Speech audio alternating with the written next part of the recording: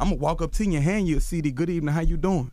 Please listen to this. I'm trying to be your favorite rapper. If you don't like it, throw it away. Right. I'd rather you hate me for who I am than love me for who I'm not. That's my only message.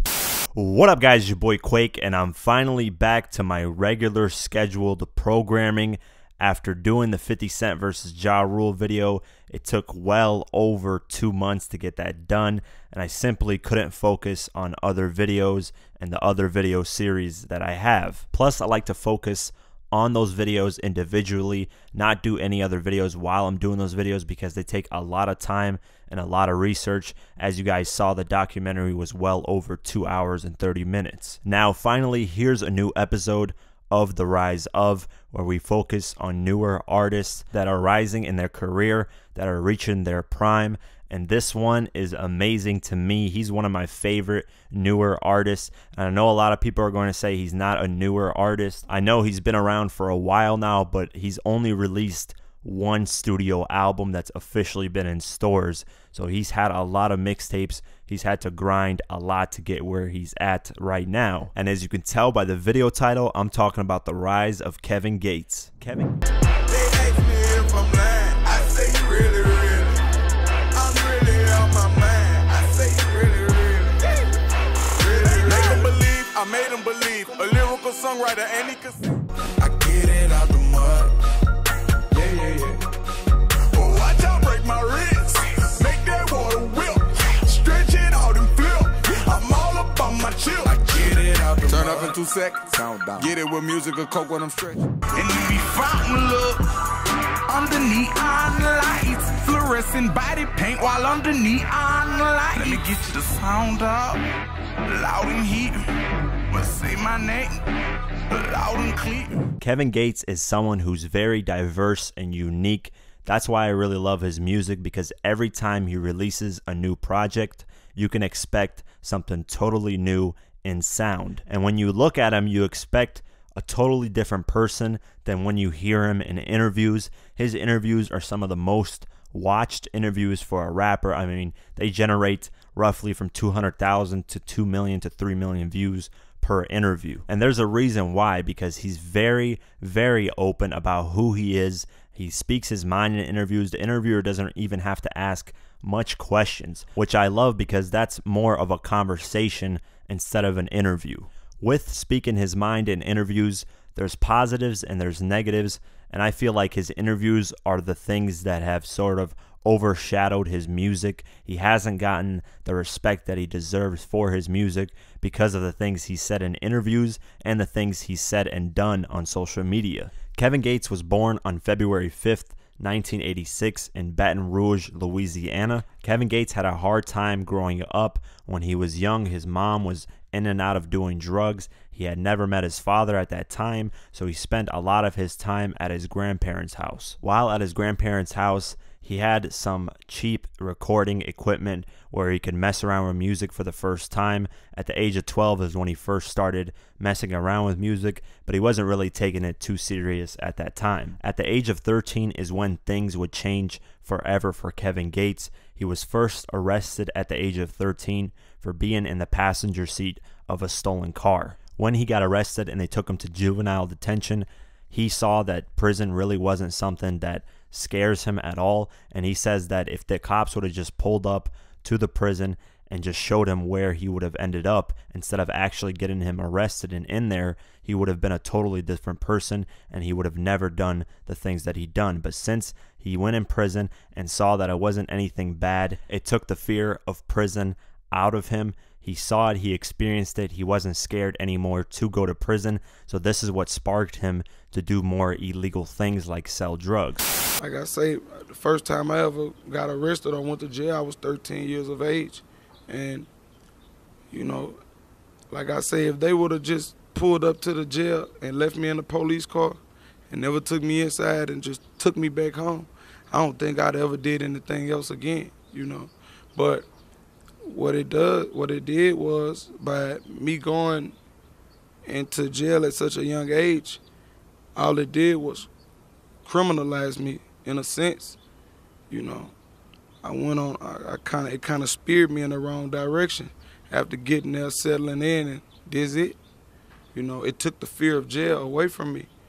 And around the same time, he was in the 8th grade, and he had finally met his biological father, and he had no idea that he had a biological father because he did have a father figure in his life. His mom ended up marrying a different person, which was his stepfather, and then when he found out that that's his stepfather, not his real father, he finally figured out that his biological father is his real father. As time went on, Kevin Gates would get in and out of prison. He would still focus on his music, but of course he had one foot in the streets and one foot in the music business. In 2003, while Kevin Gates was locked up, unfortunately his biological father had died of AIDS. Man, want me to tell you something? My daddy died February 25th. My biological father, he died from AIDS. Really? Yeah, he used to tell me, man, I had more holes than clothes. I met him in like the 8th grade, to be honest. I met my biological father in 8th grade. Okay. And when we met, you hear me? It was never no love or nothing. I had been lied to my whole life. I thought one man that wasn't even my father was my biological father. Really? What was it like seeing your father die from AIDS? It wasn't like anything, to be honest with you, big brother. I was locked up. I came home on a pass for the funeral. I was 17. I had just made 17 February the 5th. He finally got released in 2005, and he was back on the grind when it comes to the music. With new music coming out from him daily, he would build a tiny little buzz in Louisiana, and in 2005 he got signed to a local label called Dead Game Records. This was a label that had signed Lil Boosie and Webbie at that time because Lil Boosie and Webbie were both rising up as well while Kevin Gates were rising up. They came from the same area, so it only made sense. But of course, Lil Boosie and Webbie's career skyrocketed. In 2007, they were having huge hits come out, such as Wipe Me Down, Independent, and various other songs that were hitting the charts and everything like that, while Kevin Gates was still stuck in Louisiana trying to build a buzz. In 2007, he finally released his debut mixtape, Pick of the Litter. He had produced thousands of copies of CDs that he could distribute all over Louisiana. He would go to concerts, give these CDs to random people and say, hey, my name is Kevin Gates. I want to be your favorite rapper. Here's my CD. And he said various times he would see people grab the CD and just throw it in the trash can or throw it on the ground. That wouldn't discourage him, though. He would just grab the CD up off the floor and give it to someone else. That's the most important part of the game. That's why every city we get to, yeah, I go pass out 10,000 CDs, with my homies. Right. That's what we do. We trying to get 5,000 gone everywhere we touch, because it's about touching the people. We going in the ghetto everywhere. We going to pass them out. That's what we doing. In 2008, he was gearing up to drop his next mixtape, All or Nothing, but something happened once again that would halt his music career. Ironically, him and Lil Boosie both ended up getting arrested in the year 2008, both on different charges though. Kevin Gates would end up serving 3 years before he got out, but before he went to prison, he had recorded an insane amount of music, so the music did not stop. His music kept getting released, so his buzz kept rising. In 2009, he released 2 mixtapes, one called All In and the other called Behind Enemy Lines. In 2010, he released a mixtape called The Leak, and in 2011, he released a mixtape called I Don't Know What to Call It Volume 1. And while being locked up, he did not waste that time. He ended up getting a master's degree in psychology through the prison program. He ended up learning a lot by reading a lot of books, and he was even released early for good behavior. And when he got out, he came to the state Louisiana and had realized his buzz had gotten really hot in the state of Louisiana. I mean, everyone was bumping his music, so he didn't waste any time and decided to build a label called BWA, which would be known as Breadwinners Association, and in 2012 he released his mixtape Make 'Em Believe. But before releasing that mixtape, he had garnered the attention of Birdman and Lil Wayne. They had hit him up because they realized right when he got out, his buzz was huge in Louisiana, and of course Birdman and Weezy are from Louisiana, so they caught on early and they decided to hit up Kevin Gates and try to sign him to Young Money. But ultimately, Kevin Gates decided after having a conversation with Birdman that he wanted to start his own label and build his label from the ground up. But Young Money still helped him in terms of management and getting him shows and stuff like that. I was ripping the streets to pieces. I had the streets on fire, and his brother car hold up me and took me to Miami. And he was like, man, I love you, and man, I want you over here. But from sitting around Birdman, he inspired me. He motivated me in a different type of way. He was like, man, Lil Wayne, I've been doing this like 20 years. I won't get it out the mud like that then. I just wanted my own brand. Once I saw him do it, and it inspired me to do it.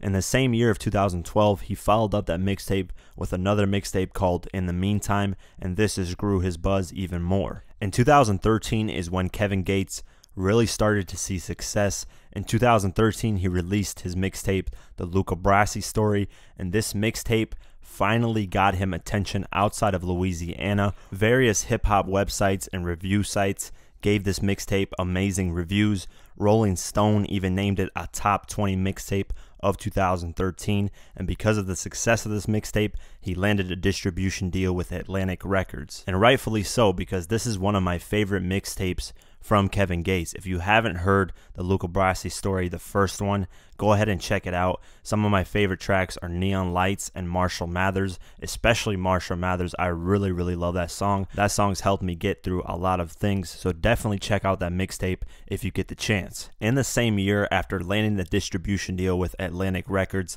in July 2013, he followed up the Luca Brasi mixtape with a new mixtape called Stranger Than Fiction. And this ended up being his first mixtape that ended up charting on the Billboard 200, peaking at number 37. 4:30 a.m. Never say when. It's 5 in the morning, and your children are somewhere on the corner. 6 a.m. Water boiling. Think I'm addicted to the stronger now. And this was also one of my favorite projects from him. I mean, he had various tracks that were completely fire, from songs like White Tan, 4:30 a.m., Tiger, Angels, and various other songs. And the fact that these mixtapes were charting on the Billboard 200 was amazing, because these were just mixtapes that were released for free. So that means that people were purchasing these mixtapes even though they were released for free. And that was hard to do back then, because now we have streaming, and with streaming it's easier to get your mixtape on the charts. Back then streaming wasn't that popular, so he followed that up in 2014 with 2 new mixtapes as well. In early 2014, he released the mixtape called By Any Means, and this was the first time Kevin Gates would finally reach mainstream success with a song. The song Satellites was the song that really started to catapult Kevin Gates' career in terms of mainstream success. This was a love song, and it ended up using a more melodic singing type of hook that we didn't really hear too much from Kevin Gates previously to this. I mean, he messed around with it on tracks here and there, but this was more of a mainstream hit. You can tell it was more catered to a radio audience. Never really made love, but she gon' get it right. Emotions probably telling her she could stay the night, but her friends all call us crazy. They don't give her good advice. Satellites, never really made love. Yeah. Because of the success of that single, the mixtape did better than the previous one. It peaked at number 17 on the Billboard 200 and sold 17,000 copies within the first week. And of course, like I said earlier, that's amazing that he got people to buy his mixtapes even though they were available for free everywhere. If you can get somebody to buy your free product, that means that you're releasing something that's very, very good. And in May of 2014, XXL featured him on 2014's Freshman Class alongside Chance the Rapper, Rich Homie Quan, Troy Ave, Lil Durk, and many more. His buzz kept rising. When he was doing interviews, he would say outlandish things, like he would tell stories about how he accidentally had sex with his cousin that he didn't know was his cousin. He would say things like, I eat booty, and that ended up becoming the biggest thing in 2014. Ironically, it's weird as hell, but yeah, he eats booty, so he would say that in interviews. He'd be so open, and a lot of people, you know, they didn't know about him, so they didn't know how open he was as a person and how he would just speak his mind. So it came off weird to a lot of people, and this is what I mean when I said earlier in the video that this started clouding his music. You know, a lot of people judged him based off those little snippets of interviews, and they didn't watch the whole interview, not knowing the whole person of who he is. You know, they would just see little clips here and there online, and they would judge him and not even listen to his music, unfortunately, because of that. But Kevin Gates kept pushing his buzz, kept rising, and on December 14th, 2014, he released a sequel to the Luca Brasi story with Luca Brasi 2, and this tape did the best for him, ended up peaking at number 38 on the Billboard 200 with sales of 26,000 copies within the first week. And like I said, this is amazing because this is a free mixtape, not for sale, and people still ended up buying it. And Kevin Gates would end up finally seeing a song on the Billboard Hot 100 for the first time. The song I Don't Get Tired with August Alsina ended up peaking at number 90 on the Billboard Hot 100, and he eventually ended up having the song go gold, which sold 500,000 copies. Get it, get fly. I got 6 jobs. I don't get tired. I don't get tired. I don't get tired. I don't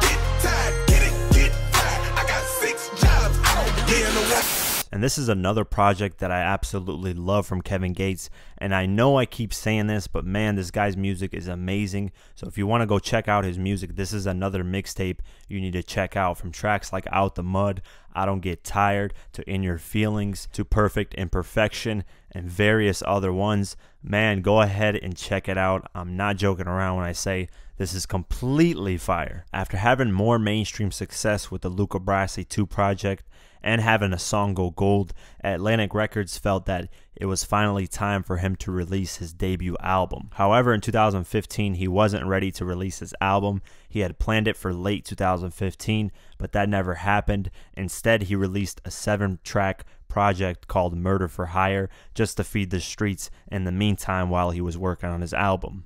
After releasing that mixtape, he dropped the first single off his debut album called No One. This song didn't do too well. It was just mainly a street single to let people know that he's gearing up to drop his album. He then followed that up with a song called Really Really, which he released on October 5th, 2015. This ended up becoming his best song. It peaked at number 46 on the Billboard Hot 100, and to date, this song has been certified double platinum in the United States. He followed that up with another single called Two Phones, which he released on November 5th, 2015. This song would end up topping the Really Really song and ended up becoming his best charting single to date. It peaked at number 17 on the Billboard Hot 100, and this song ended up going 2 times platinum in the United States as well. 2 phones, 1 for the plug and 1 for the load. I got 2 phones, 1 for the bitches and 1 for the dough.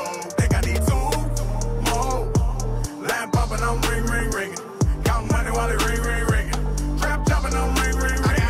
Finally, Kevin Gates was ready to release his debut album, Isla, and on January 29th, 2016, he dropped it, and it debuted at number 2 on the Billboard Hot 100, and with streams, it ended up selling 112,000 copies within the first week. And in just 6 months, on August 30th, it ended up becoming certified platinum, selling an equivalent of 1 million copies in the United States. So he ended up topping J. Cole because this was a certified platinum album with no features, just like J. Cole did in 2014 with 2014 Forest Hills Drive. Even though he had a platinum album with no features and did that faster than J. Cole, for some reason, no media site, no award show, nothing really gave him respect. He didn't get nominated for much, which was very unfortunate.